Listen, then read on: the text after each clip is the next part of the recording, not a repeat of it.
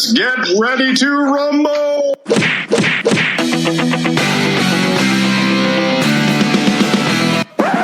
Welcome to Boxing Unwrapped. It's Boxing Unwrapped, the boxing podcast that comes from the home of the Muhammad Ali Trophy. I'm Ryan. I'm Andrew. And welcome to What the F is the Boxing News, guys. The boxing show that gives you all the shit that you need to know from last week, all the shit you need to know from this week, and lots of bullshit in between. So, Andy, do you want to tell the good people what we have in store?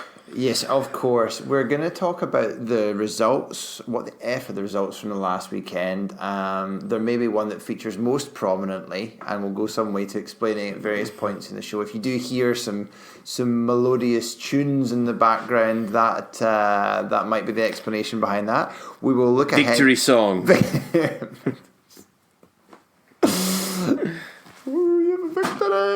is ours. What are the fights this weekend? We will have a look at that. There's quite a few, and we will extend that a little bit for reasons to be explained later on.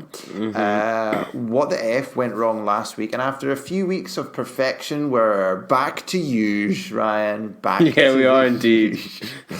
There's a fair amount of random news to be shaking your boxing listening sticks at, and we will talk about what is grinding our gears, and then see if there's any bit of any news from Listener Corner. Well, let's start with what the F are the results from last week. I didn't actually watch any boxing this weekend, so There's fucking nothing. Nothing exciting happened. Nothing exciting happened. Just a fight of the year contender with a Scottish victor. What? Right. Well, shall we start at the kind of lower end of the card and talk about Lee Selby versus Ricky Burns? Should this fight have been billed something along the lines of who's the least past it? Well, yeah, I know. Like, I mean, I think it was interesting, right? Because obviously Lee Selby has moved up like 2 weight divisions to fight Ricky Burns and campaign, and actually, if he'd fought a man that was a bit younger, he probably would have been destroyed, I think, actually. Yeah. It was very cagey. I feel bad for Ricky Burns. I think he is getting a bit old. I think he should stop now. He should retire. He's had a stellar career. He's overachieved. He's just a boy from Coatbridge. He's the Didier Deschamps of boxing. He really is. Do you know what I was thinking though the other day? Right, well, on Saturday, right? Considering his age, because he's actually about our age, right? I think he probably knows Michael McDonough, who we went to university with. I think there is, without a shadow of a doubt, he probably went to school with Michael McDonough. He likes to mention people's names without their kind of approval. Yeah, probably. I imagine. I don't know. Yeah, you can. Well, let's be clear that you did it, not me, in case he's upset. Yeah. Okay. Well, he doesn't listen to the podcast, so there we go. That's true. Quite possibly. Is he the same age as us? Yeah, he's 35. Okay. So he was probably at school with McD. But he's had a long, hard career. Probably maybe like Michael had. You never know. Yeah, no, totally. He's had a long, hard career, and I don't know. It felt like watching it was a bit like two fighters they had sort of a little bit of an eye on self-preservation, and they knew that this was, something to go through, but there wasn't the kind of it was never going to be like a blood and thunder affair. So it was close and it was competitive, but it wasn't compelling. And I certainly think world level has slipped away or is slipping away from both of their grasp. Well, if you compare either of them, to like the level like Luke Campbell is at, there's just no way that they would compete. Yes, yeah, they're nowhere near. Yeah, they're nowhere near. So I think that there's a good chance that like they've got to go. You know, the only thing that I could have seen Ricky Burns maybe doing, but it's not possible now, is like a kind of return fight with Crolla. You know, something like that as like a farewell, but I don't know, maybe I think he probably will have like a farewell fight in Glasgow or something. Yeah, he said his Twitter was like about just basically going training into the next one, but I mean there's got to be a point where you kind of go like this isn't, you know. Because like Lee Selby, sorry, I was just, the dishwasher was about to go, so I would have to cut that bit. Sorry. Like Lee Selby as well. Like he's too small to compete at lightweight. I think he needs to maybe at least drop one division down, because his power definitely didn't transfer up. It's not like he was bashing Ricky Burns about or like, you know, pushing him around or anything. He just didn't look the part. No. I mean, it was an interesting fight. Like I enjoyed watching it. I was obviously rooting for Ricky Burns to do the thing, but he never. I think, you know, Lee Selby wasn't good. It was just a bad Ricky Burns. Like he didn't have the ability to go that extra gear in the kind of final rounds, which is what he needed. Because if he'd done that, if he'd stepped it up, he could have won. He could have won actually, because it was getting pretty close near the end there, and you know Lee Selby obviously just pipped it. So yeah. I mean, my thoughts. I think Burns should definitely give consideration to his how much longer he wants to continue with it. But we've talked about this before about boxers not knowing. It's difficult to know when to quit, and he must be aware that his level is not as it was when, you know, several years ago when he was, you know, multi-weight world champion. So you know he won't be in denial about that. But it's just about how long you think it's worthwhile continuing, because you like doing it after. You know, how far down the hill you want to come. Yeah. Do you want to stop now, or do you want to be like, you know, Danny Williams? You know, exactly. You know, exactly. You got to know when to quit. Yeah. Right. Let's talk about Laurence Okolie versus Ngebu. Right. Let's talk. What were your thoughts? What my thoughts were while I was sitting there was thinking, actually, I should get up and get a beer. Yeah, should I take the dog out for a shit, because I think that would be more interesting to watch. It depends if the dog kept spoiling the shit, or if he just left it alone. If he did a shit from distance, or if he was spoiling.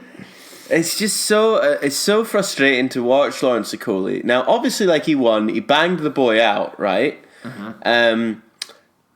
But he doesn't use his attributes at all. Like, he should be keeping that guy at range the whole fight. This, like, wrestling shit and just spoiling fights and stuff, like surely, it's like Eddie Hearn has to whisper in his ear and say, look, I can't put you on any more cards because your fights are so bad to watch. They aren't great, are they? Like, he obviously has power. Like, the punch to end it. You know, he carries power. I mean, if he gets his timing right, his limbs are so long that it's like a slingshot. Yeah. You know, when he connects properly. But he spends so much time like leaning on people and spoiling. There was one report and it used the word sloppy, which I quite liked. Laurence Okolie is a sloppy fighter. Oh man, he is a sloppy fighter. Like, you know, and then I don't know if you saw the interview at the end where he like had like a go at Eddie Hearn, and he was like, you know, I don't like, maybe now Eddie will sit up and like, you know, think about me being like, you know, one of the top dogs, blah blah blah blah blah, and it's like. But the thing is, like, you're just so shit to watch. Like, it's not entertaining in any way, shape, or fashion to watch you, Laurence. So why? Why would we? Yeah, you're banging boys out, but like, fuck, it's a pain to watch you do it. The overriding sensation when he stops the fight, when he wins a fight, it's just like a collective sigh of relief. Like, thank Christ that's over. I know. Thank fuck. It's just.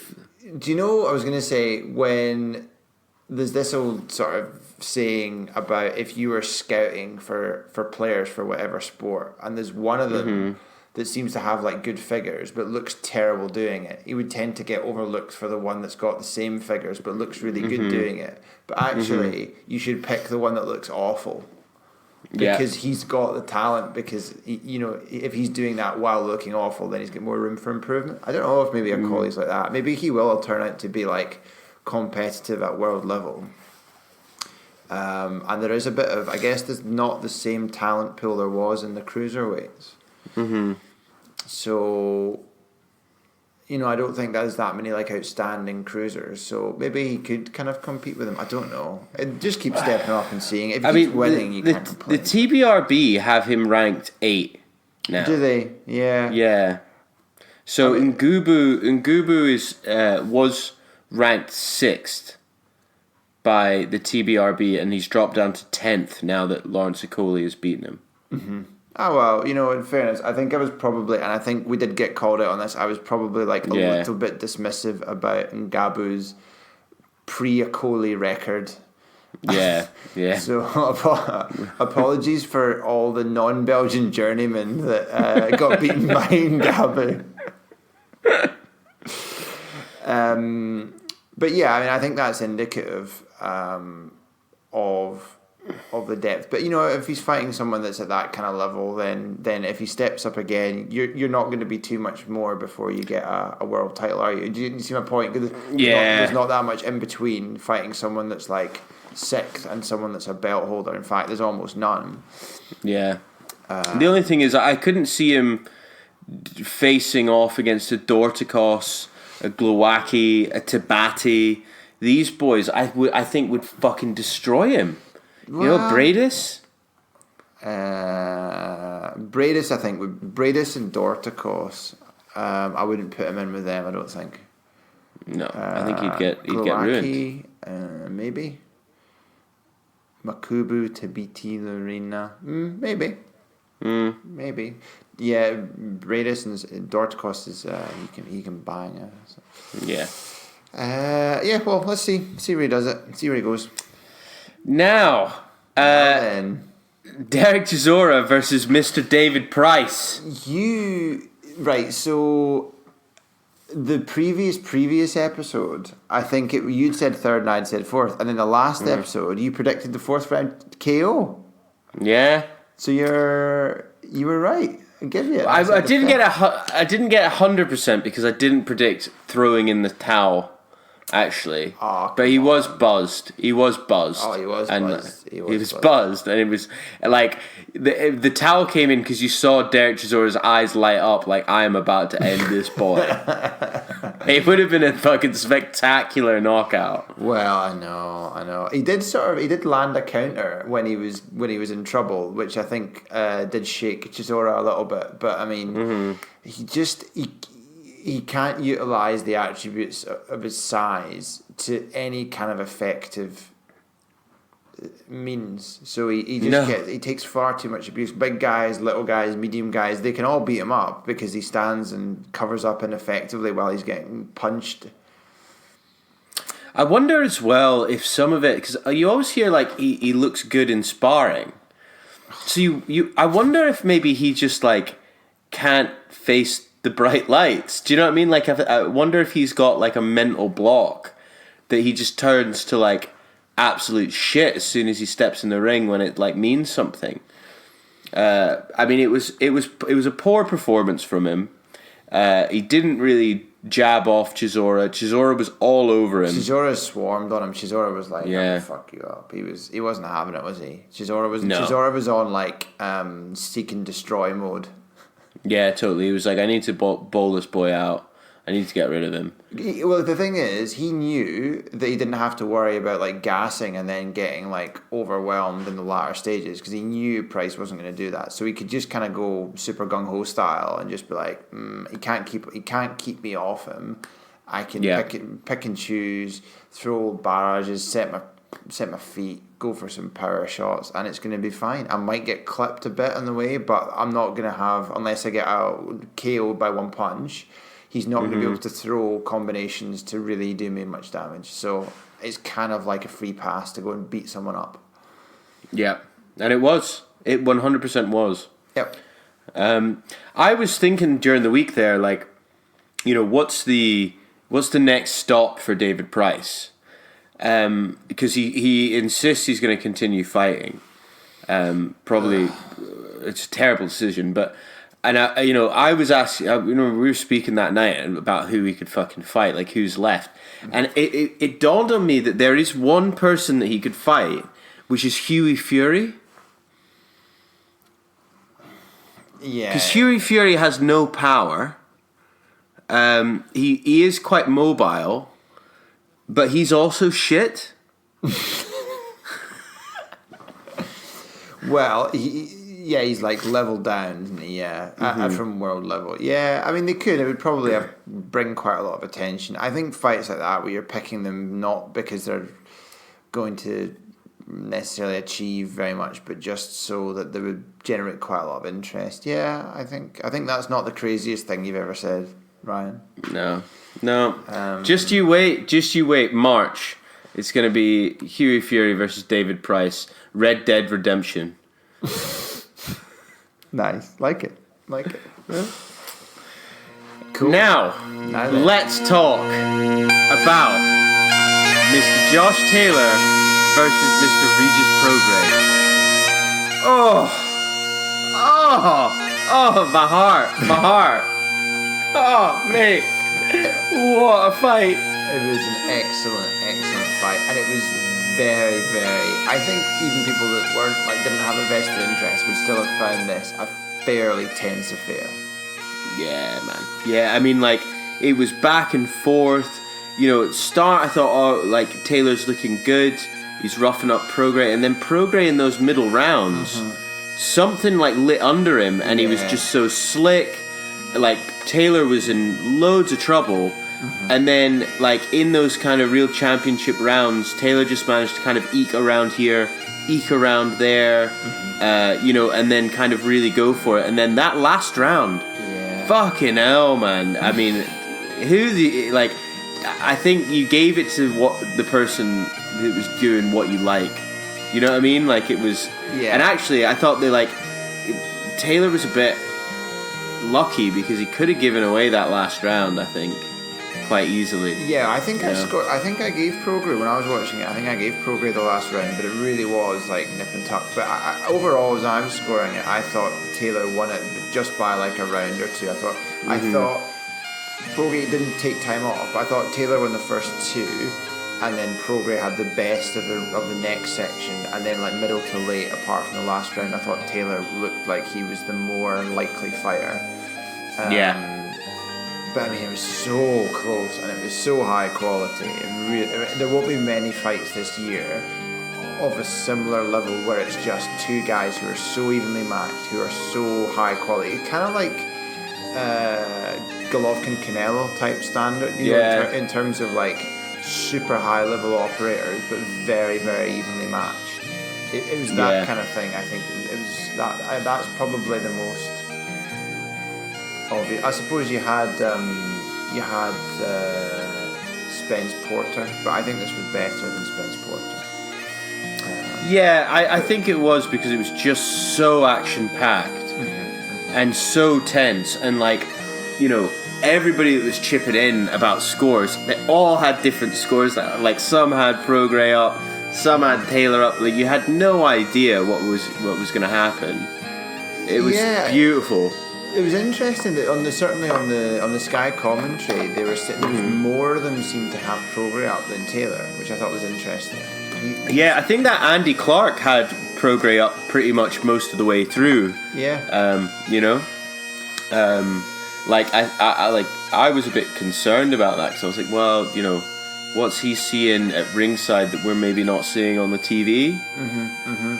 You know, that's a good point. Yeah, but if it looked a bit different. So, I certainly thought it looked like Taylor was marginal, but I don't think he could have complained much. Like if Prograde won it by a round on two judges' scorecards, I don't think it wasn't like, maybe it was comparable to like the second Triple G Canelo fight actually in terms of it's kind of what you liked, and it wouldn't be like a robbery either way. Yeah, absolutely, and I think as well it was interesting. I think probably the most accurate card that was there, I think, was maybe the draw, actually. Yeah, I mean, it could easily have been a draw. Yeah. It could have easily been a draw because it was just so tight. And I think maybe like subconsciously, maybe the judges were just going one way because they knew it couldn't be a draw anyway. You know. I mean, it was very good. It was very, very good. I mean, Josh Taylor was just like, his fucking eye, man. You seeing his eye? Fucking hell. Unbelievable shit. And like, you know, he's been out in the pans since, celebrating. Oh, has he? Yeah, they had the Muhammad Ali trophy in a pub in Prestonpans. I mean, I know you're a world-class boxer, but even then you're asking for trouble. It's fucking ridiculous. They were like down in pints of like fucking Strongbow, like holding it and shit. Just ridiculous, like him and his mates. Oh, fair enough. He's probably been in. Do you know what the problem about doing that, right? Is that if you're a boxer, you've probably not hardly drank for months and months and months, and then you go out like on the lash, think you're a hero, have like half a dozen pints, and like you're like spewing in a corner. I mean, you're not going to last long, I don't think. If you're not a seasoned drinker, is my point. Not at all. You know, like, he probably hasn't had pints in fucking ages, man. That's what I'm talking about, yeah. You know, like, it'll just be so wrecked. But, like, it's so funny to see these pictures of him in the pub with his mates. Like, fucking, like, they had all the belts in the pub and the Muhammad Ali trophy. It's so good, Oh, it's fucking great. Like, you know, I think it is. I think it is. What I find a bit annoying, okay, and I'm going to call out the TBRB here, okay, is they have Garcia still as the lineal champion. Well, because it's about whether he's gonna. Exactly. Like, is he really still at junior welterweight? You know what I mean? Well, see, it's a good point. Garcia's not confirmed what he's doing, is he? He's not said since his last. Because you think on the basis of his defeat, but that was a while ago, was it? Because that was Spence, and he's fought since. Yeah. That he would definitely drop back down. And I think that's probably why they're. But I mean, yeah, he could have confirmed. Garcia could have confirmed to clear that up. But I wonder how long he would be inactive before you then say he's not the lineal. But then you can't. If he was the lineal at the point when Prograis and Taylor fought, then they couldn't like retrospectively apply lineal status to Taylor. I don't think they would do that. But maybe we need to ask him. Yeah, because like it's annoying as fuck, actually. There is some chat on social media as to whether it's justified in saying that he's the number one versus Jose Ramirez. Oh, really? Yeah. I think most people would say he probably is, and that's certainly who he wants to fight him next year. Ramirez's mandatory defense, that we're kind of skipping ahead, but Ramirez's mandatory defense is against Postol, and it is, I think, Feb. Right. So we could look for like imagine, just imagine this for a moment, right?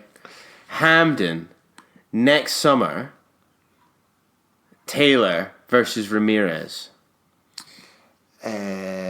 Yeah, I think he would do it. I think he would. He's saying about fighting at Edinburgh. He would much rather fight in Edinburgh. So I don't think it would There's just nowhere. Well, the only place you could do it would be at Murrayfield in that case. Well, know? You could do, yeah. Because I just don't know if it would work. You'd be so far away. Like, the way that fucking stadium is, you'd be so far away. And I don't know if I don't know. I don't know if it's big enough. I don't know. I don't know how much this is like permeating. You know what he would probably want to do though? He'd probably want to have it at Easter Road because of Hibby. Possibly. He talked about fighting at Edinburgh Castle as well. Fuck off, Edinburgh fucking Castle. It's not big enough. It's not big enough. Like the stadium they set up there. It would be no way big enough. No way. I don't know. You don't spoil his dream. So the Ramirez Postel fight is scheduled for the 1st of Feb. So you would be speaking, I guess, sort of 5-6 months afterwards. So what would that be? 7, 8, July, August. So potentially you could just about stretch a summer day out of that. Postel's not exactly a pushover though, as we know. No. So Ramirez will be in a tough tussle there. Yeah, I think it will be a tough one actually, like because Postel pushed Taylor to the max, but He did. that was when Taylor. Yeah, it was a few fights back. So the thing that I would say though as well is that like when I spoke last week about Josh Taylor's pedigree and experience in the hard yards, I think we saw that on Saturday night. Yeah, I mean, I think that was the thing that made the difference. He has determination, but like he is tough as nails. Like he is no quitting him. Yeah, he's super determined. Are you all right there? Have you got some? I'm just having a drink. No, I'm having a drink of water. It's right. Okay. You know, is it is your bottle like getting caught in mousetraps or something? Is your it's just a big plastic bottle, right, so okay. It's a bit clunky. Right? Shall we talk about Stevenson versus Gonzalez quickly? Because you were very right. Yeah, I said that Joet Gonzalez is pretty good, but I think he had an unbeaten record. But Shakur Stevenson is very good, and he's very, very, very highly touted, and now has a belt at featherweight. He won by like almost. I think it was basically like almost a shutout on the 3 judges scorecards. And Gonzalez is a pretty decent level operator, but. Shakur's looking pretty good, and he will be continuing to date Joet Gonzalez's sister. Awkward. So awkward, man. Which got so mentioned awkward. in the build-up. So he called it Warrington. Well, I mean, it is, it's interesting. The only thing is, like, is Warrington not wanting to fight Santa Cruz? There was chat about that potentially. There's also chat about him fighting Zhu, the Chinese fighter, who's probably going to get upgraded. I think he's got WBA, but it's going to get upgraded to the full one. But yeah, there's chat about him. There's chat about any of the other belt holders he wants to fight. Yeah. So we shall see what happens. But Stevenson's pretty good. Yeah. Pretty good. He's very young as well. He's like exceptionally good for how young he is. Right. Well, shall we move on to our newest segment, the 6 Degrees of Danny Williams? Oh, are we still doing this shit? Oh, yeah, and I've got a good one for you. I feel like I'm getting worse at this. I feel like my abilities are diminishing, much like Ricky Burns. Much like Ricky Burns. I've gone slightly differently this week. I want to try and... I'm going a little bit... I'm going in a way where I think you'll have a good chance of getting it. Okay? Mm-hmm. So this week I want you to go from Danny Williams to Joyce. We always do it the other way around. Well, yeah, from Joyce to Danny Williams, obviously, yeah. Don't confuse me even further. Okay, Joyce. Now, who's he fought that's old? So that's probably your first good guess. Old. Think old. Not. Is it Stavern? Yes. Right. Okay. Who has fought Stavern? Oh, this you've given me an easy one, haven't you? I might have done. You have done. You gave me an easy one. So he's fought Stavern. Stavern's fought Wilder. Wilder's fought Harrison, Audie Harrison. Harrison's fought Williams. Absolutely, yes, we have a winner. Yeah. Fantastic. Way! You went easy on me this week. Well, I didn't want you to get downhearted because it's been a bit obscure the past few weeks. You've given me a tough time the past few weeks. So I thought you'd get that, and you did. So well done. Took a little confidence booster for me. A little confidence boost. Yeah, man, got to do it. Thanks. So you've smashed through that. So let's get on to what the F are the fights this weekend.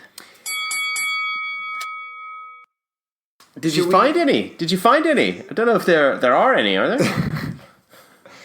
There are some. Yes, there's quite a few. There's a card from Manchester Arena. Mm-hmm. There is, yeah. The Matchroom card. DAZN and Sky Sports. DAZN Sky Sports. Saturday night. Katie Taylor's fighting Christina Linardatu. Yes. Go on.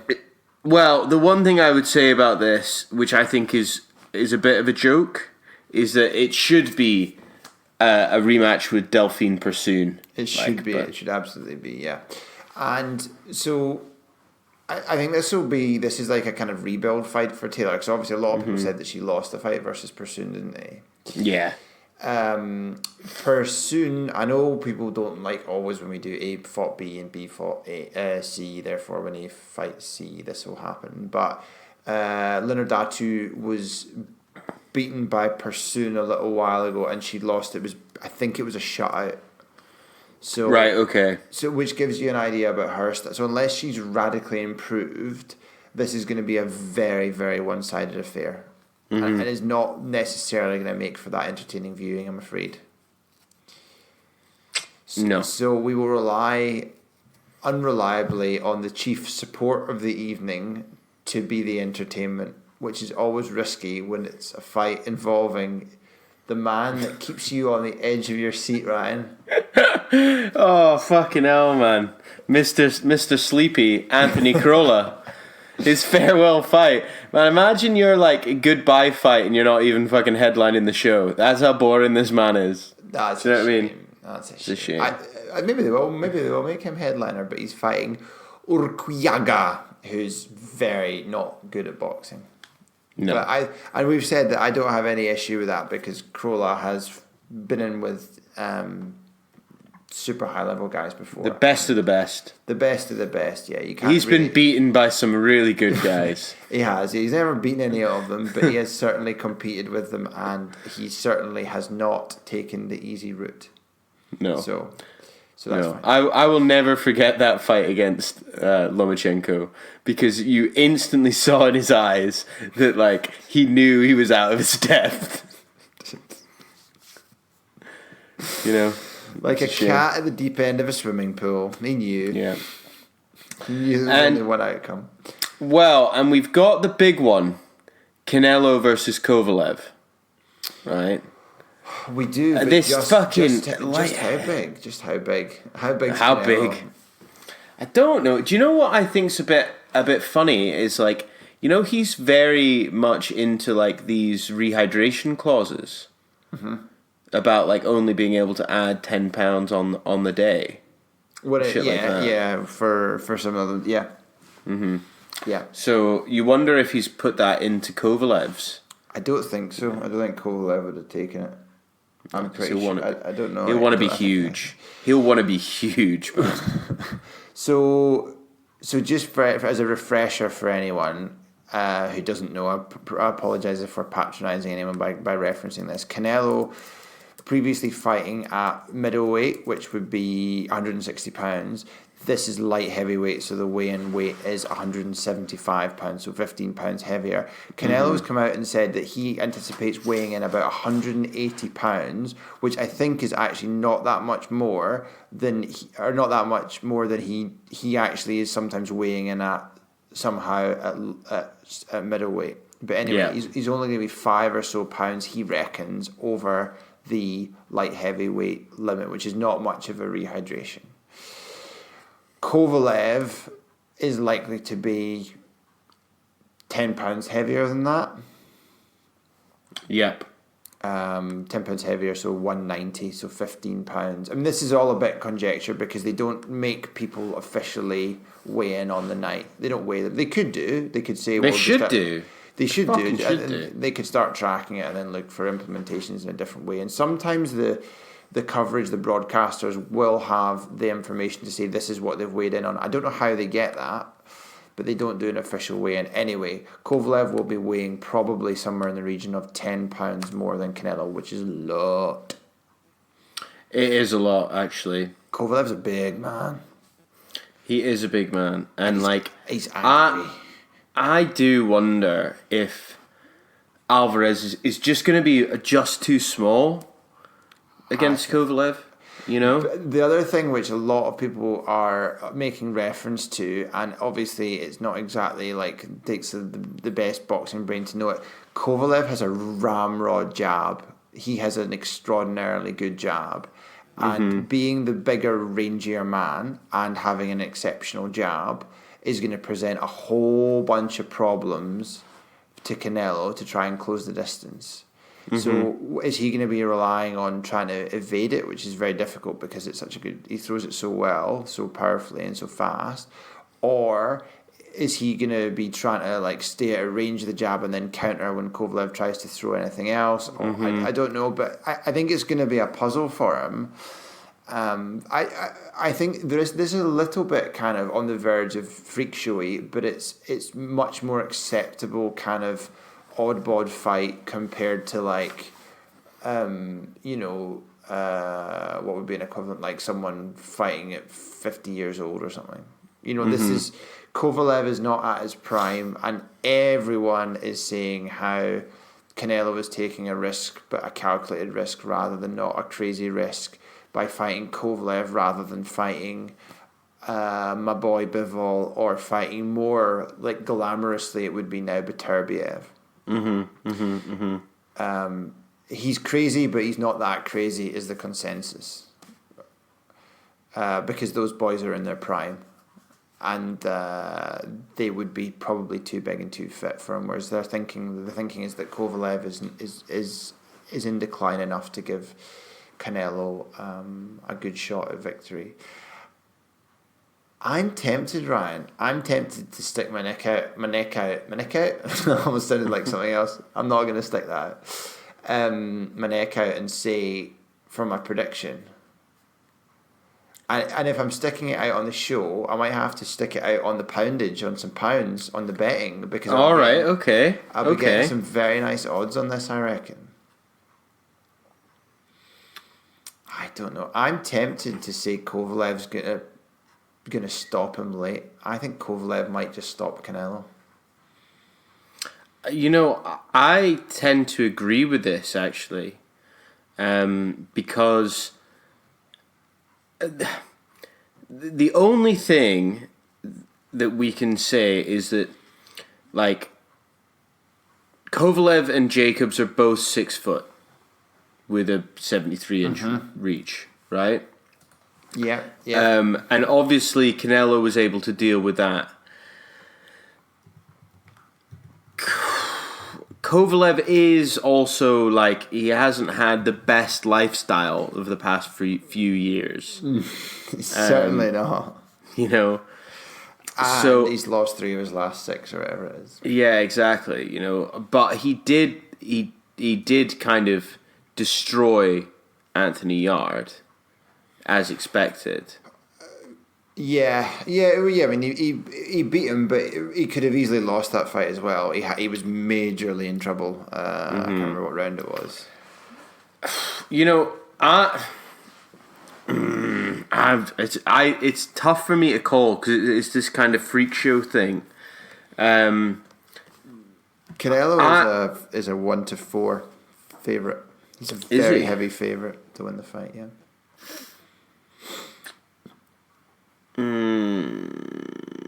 I'm gonna say as well. I'm gonna agree with you on this, and I think Kovalev takes it and delivers Canelo a loss because he's just gonna be so much bigger.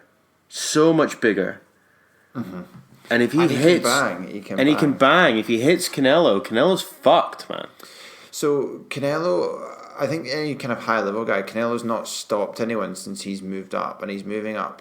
I mean, I'm not including Rocky Fielding. Rocky Fielding doesn't count. I'm talking about like world level guys. Yeah. He's not stopped, and he's not looked like stopping any of them in however many fights. I need to look through his record, but it's a long way back. And Kovalev's gonna. You think just in terms of size, like he's gonna bang harder than Golovkin, and Golovkin. I can't remember which fight it was, but one of the two fights, Canelo was in a bit of trouble. Like Golovkin caught him pretty flush, and he was rocked. And you're talking about a man that's been fighting, naturally fights at 2 divisions heavier, and it was renowned as a puncher. I just think there might be some miscalculation here.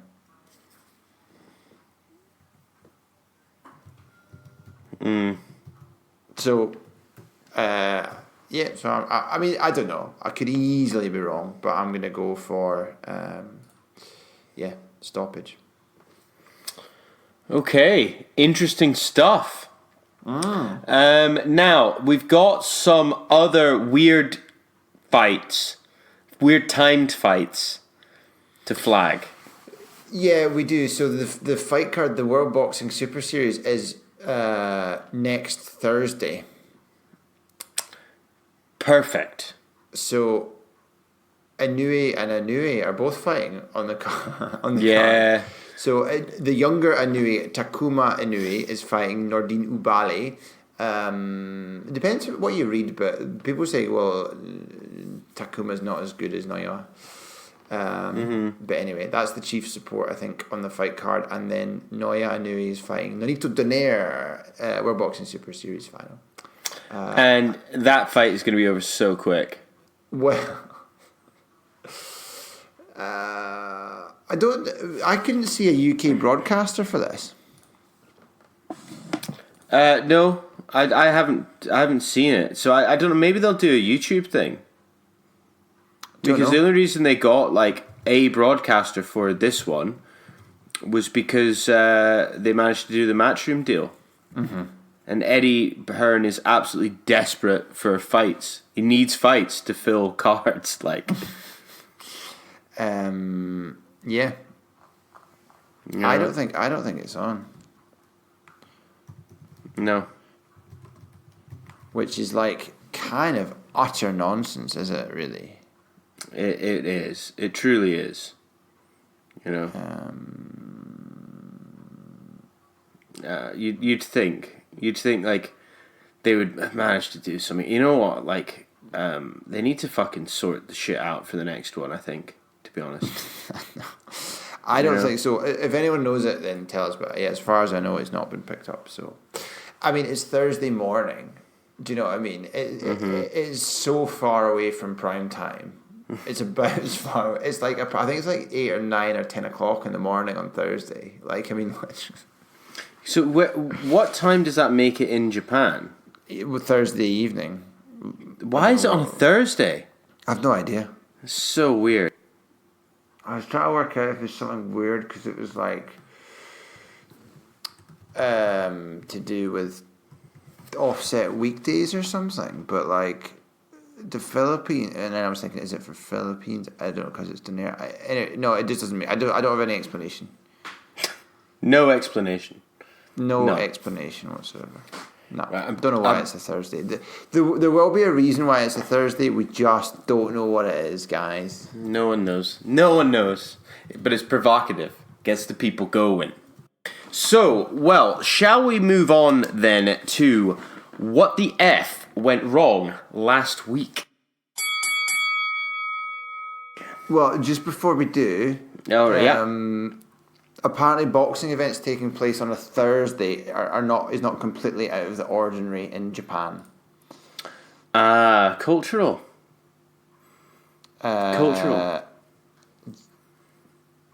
Potentially. But for me, that's an incomplete explanation, but there you go. Fucking what went wrong? So what went wrong last week? Well, this isn't what went wrong. This is just a kind of follow-on bit. What went wrong? Just a kind of...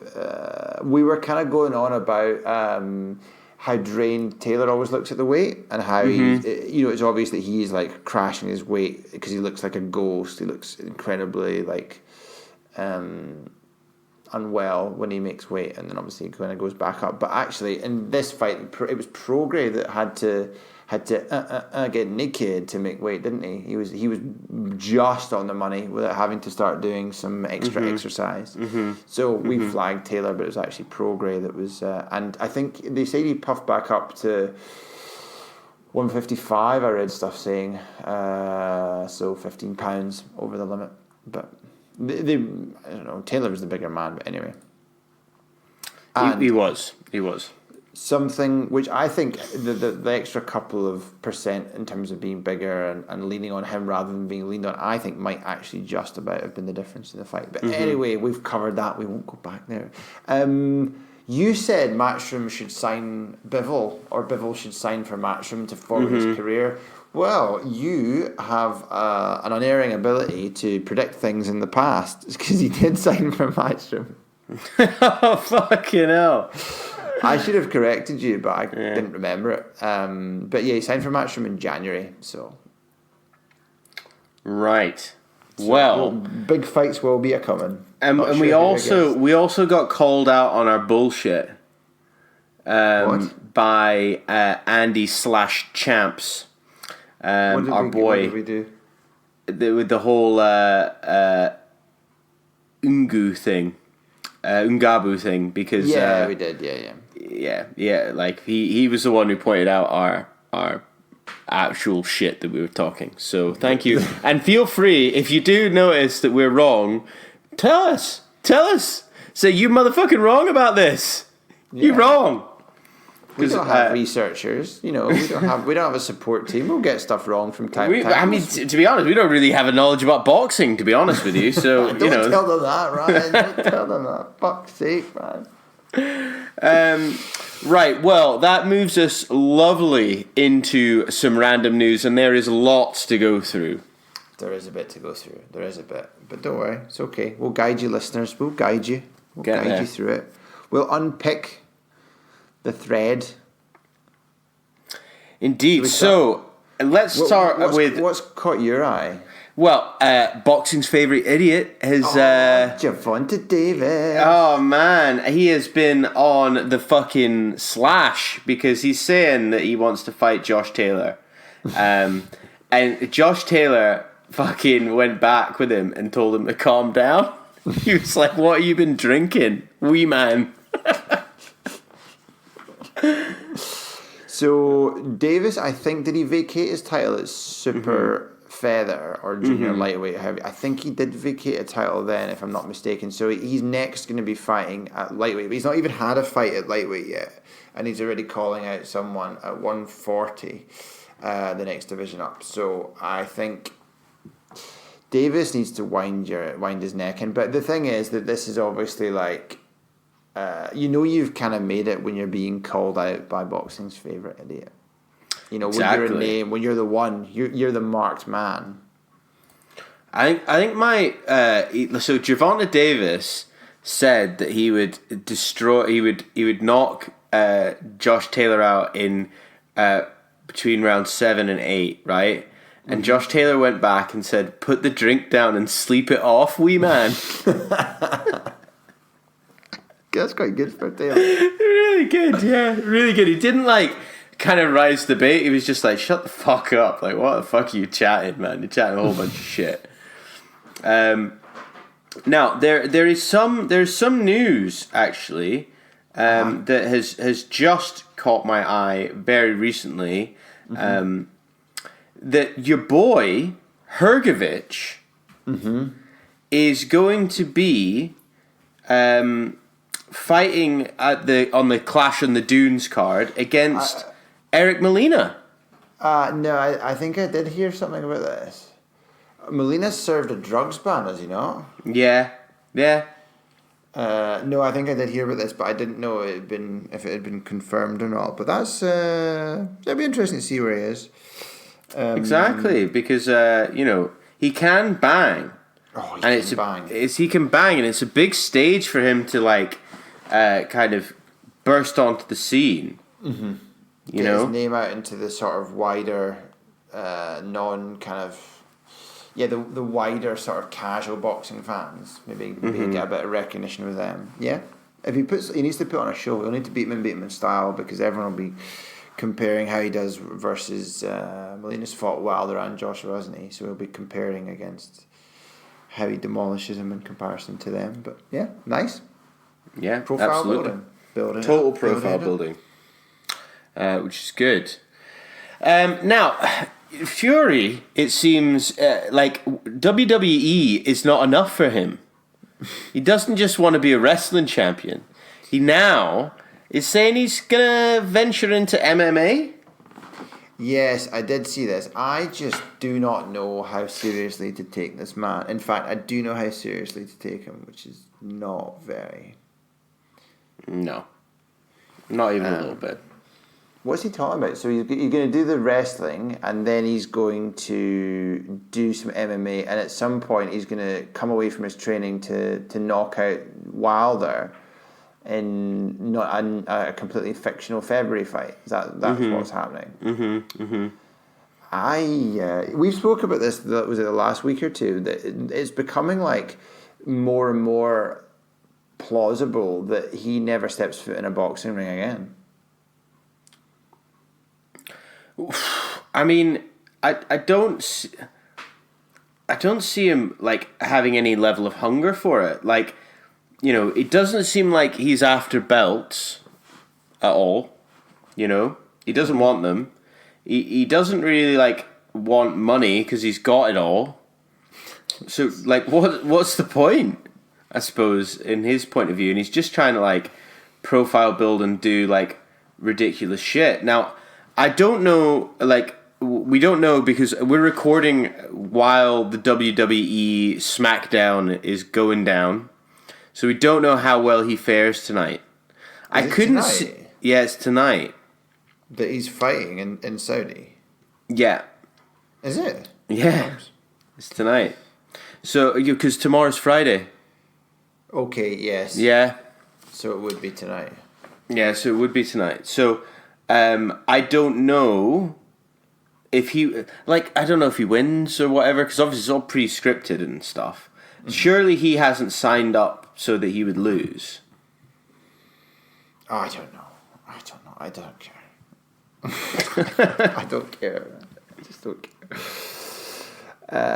But it seems odd, yeah. He's saying he's going to go and train with Conor McGregor MMA after this. But, I mean, I don't know. Surely he should be doing some boxing training. But he seems not. No. Not at all. Not at all.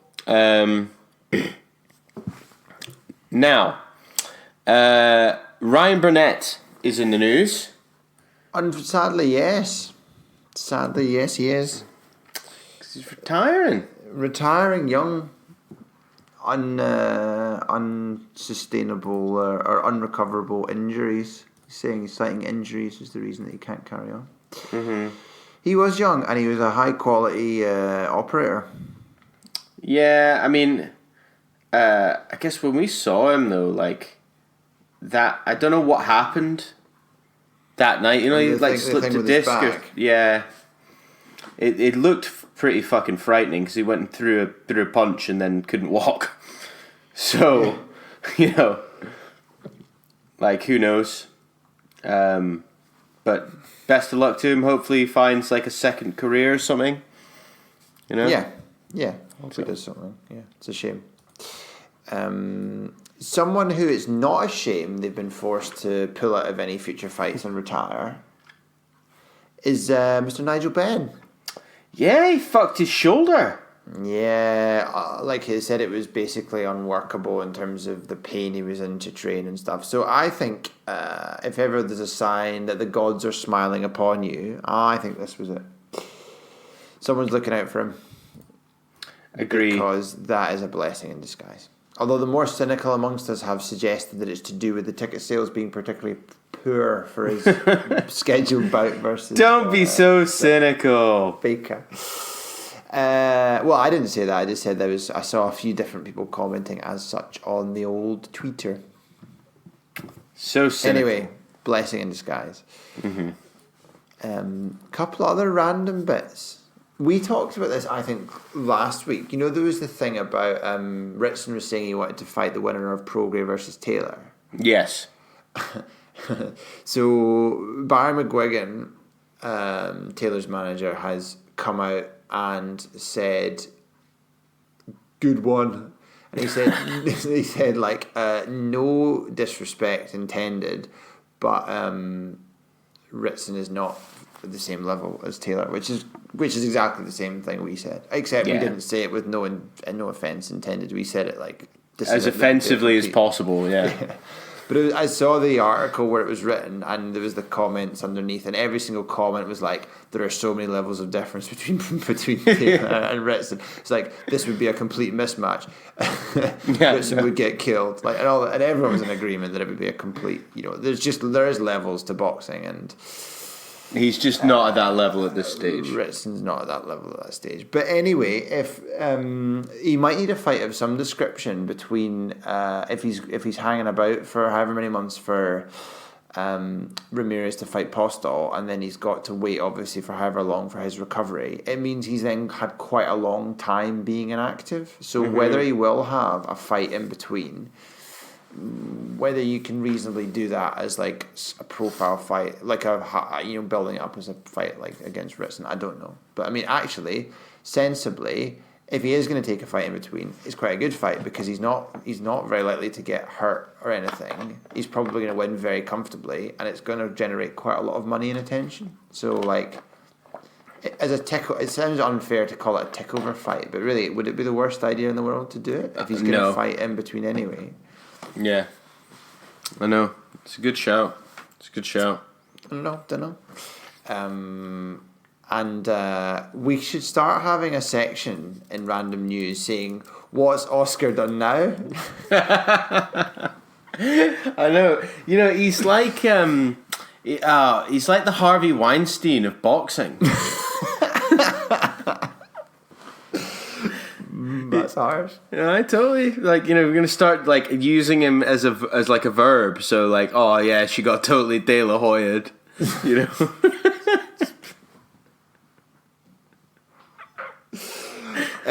So Canelo has come out and said that even though he's his promoter, that he's not loyal. He's criticised De La Hoya's loyalty, and in I don't know if it was in the same interview, in a different interview, Canelo quite likes a bit of chit chat in the media. For someone that doesn't appear to like a bit of chit chat, but actually puts a lot of stuff out there, he says he is definitely the best pound for pound fighter in the world, and all this stuff about anyone else being the best pound for pound is a nonsense. So charmingly modest is our young Mr. Canelo. And another bit of like interesting news that's come out, okay, is that the WBC have said that if any of their fighters decide that they want to compete at the 2020 Olympics, they will be expelled from the WBC for 2 years. Interesting. So you're not big fans then? They're not a big fan of the idea of like professional boxers beating up children. I think is the problem. Do you know what I mean? Like, I think all of the awarding bodies would have to do it in unison for that to carry more clout. Yeah, because you just campaign in a different belt. Yeah. To be fair, I don't think it should be allowed anyway because I think it's supposed to be amateur. Do you know what I mean? Yeah, it's a nonsense. It's an absolute nonsense. Yeah, interesting though. Strong stance. Very strong stance. So, Andy, I'm sure there's something. Do you want to tell me what grinds your gears this week? You know what really grinds my gears? I will do. I'll do a quick shout out, a quick floats my boat. I like the way the kind of aftermath respect between Taylor and Prograis. I thought Prograis, given that he lost, given that it was very contentious, I thought he was very dignified. Actually, throughout most of the build-up, but definitely in defeat, I thought he was his conduct was pretty high quality. I think he's probably quite a quality guy, so I was quite impressed with that. So that floated my boat. But what grinds my gears?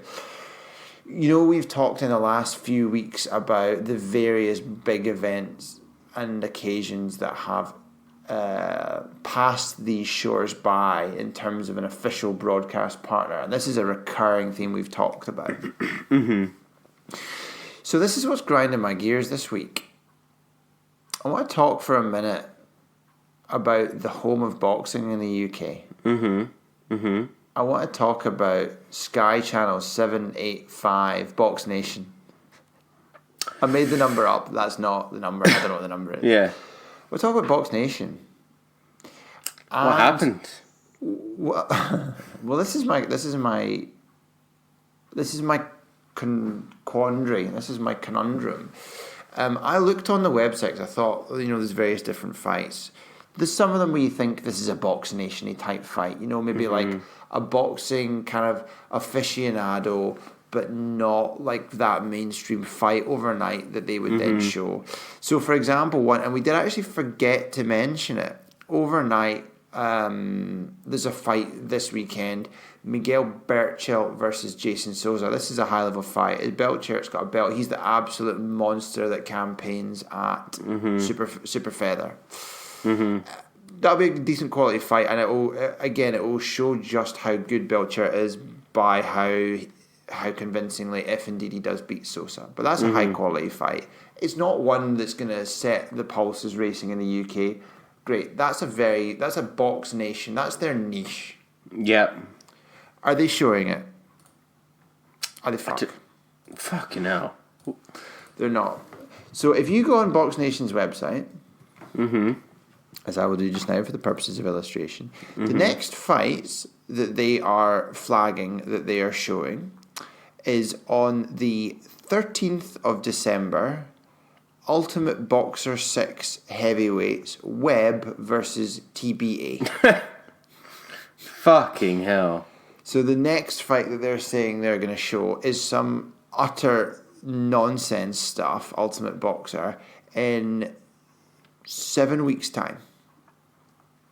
So my question is, this is still a paid-for service. Now, I know, for example, I would get this free on BT because I have a BT Sports subscription.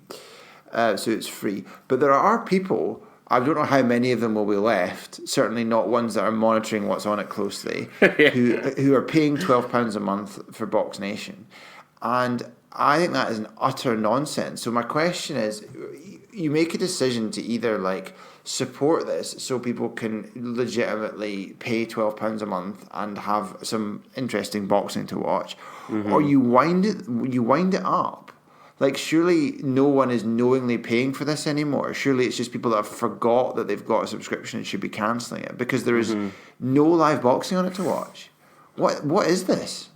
Just what is this, Ryan?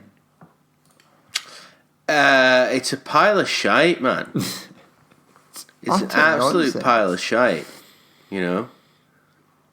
That's my point. I don't know who is stewarding BoxNation. They're not doing a great job. Because like we have identified fights that they should be showing more often than they have. Well, exactly. And these fights are not going to be very expensive, I wouldn't have thought, because no one's picking them up. So, like, why are you not showing them? Or then if you're not going to show stuff, then stop the channel. Mm-hmm. Don't have this, like, dormant channel, which essentially people were potentially still paying for. I mean, it's just a nonsense. So, BoxNation, either go hard or go home. Get off the fence, guys. Get your act together or get it shut down. Exactly. That's me. So that's me. That's this week. What was grinding my gears? So Ryan, is there one thing in particular this week that's been grinding away at those gears there? You know what really grinds my gears? You know what, Andy? There is something that has been grinding my gears this week, right? And I'm gonna. It's a bit of a flip-flop, a bit of a shit sandwich, okay? Okay. So, the World Boxing Super Series has brought us an incredible fight between Regis Prograis and Josh Taylor. You know, giving exposure to these two boxers that, worldwide exposure that people probably wouldn't have paid attention to. It also, like, has managed to, go cross-promoter and have fighters fighting that probably those deals would be quite be difficult to do if it was just like, from one to the other. You know what I mean? However, I think that the stewardship of the World Boxing Super Series is a fucking mess, man. It is an absolute mess because it takes so long to get everything done. They don't, some of it's televised on YouTube. So, then they swap over, who's gonna show it? When are they gonna show it? When are they gonna put the fight on? Here, there, shit like that. It's not good for the boxers to be, to not know when they're supposed to be fighting, for one. Mm-hmm. And also, it's not good for the fans to not be able to follow it through. There should be provisional dates set out, this fight is taking place on this Saturday, so, we'll know the winner then. We'll give them some recovery time, a camp time. It should be here. Do you know what I mean? So that it moves swiftly. I mean, it feels like a fucking millennia ago since we went to the Hydro and watched Taylor. Mm-hmm. Fight. What was that fucking nugget? That Ryan something? Martin. Ryan Martin. But,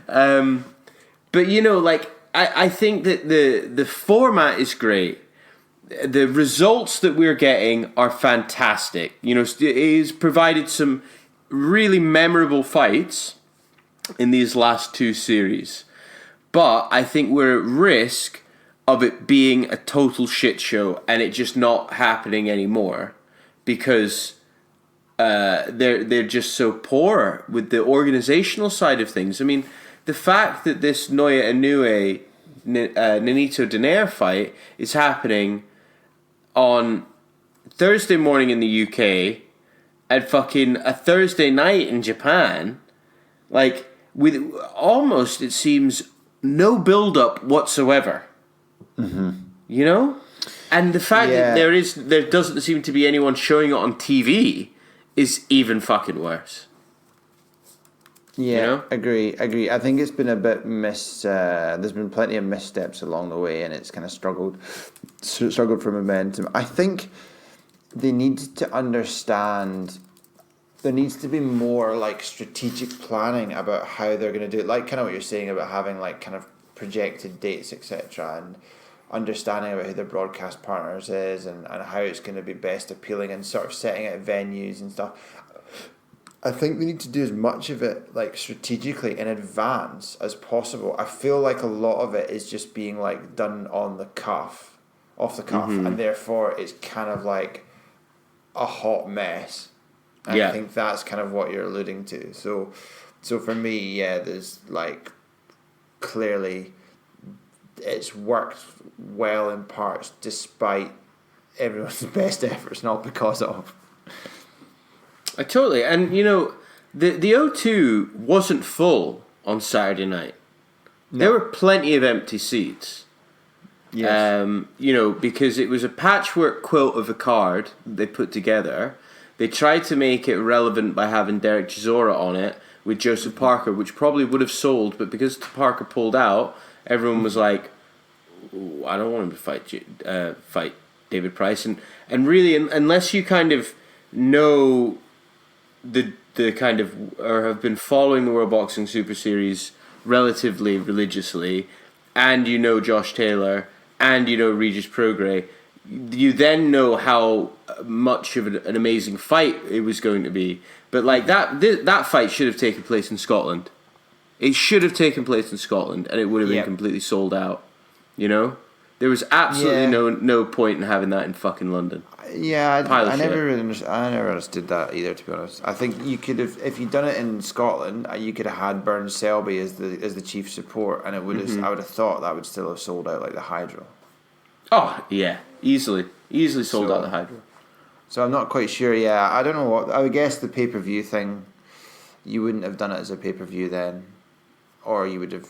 Yeah, you would have struggled. Yeah, I don't think you could have done it as a pay-per-view, so that's why it was done there. But I don't know. Anyway, yeah, I agree with you. It felt a bit all over the place.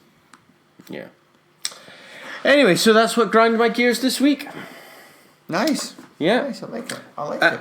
Yeah, well, guys, that is our What the F is the Boxing News for this week. We will be back next week knowing the result of Kovalev and Canelo. We will have more shit. We'll know did Tyson Fury fucking win his wrestling match? Is he going to be taking up polo next? Who knows? But with that in mind, it is goodbye from me, Ryan. And goodbye from me, Andrew.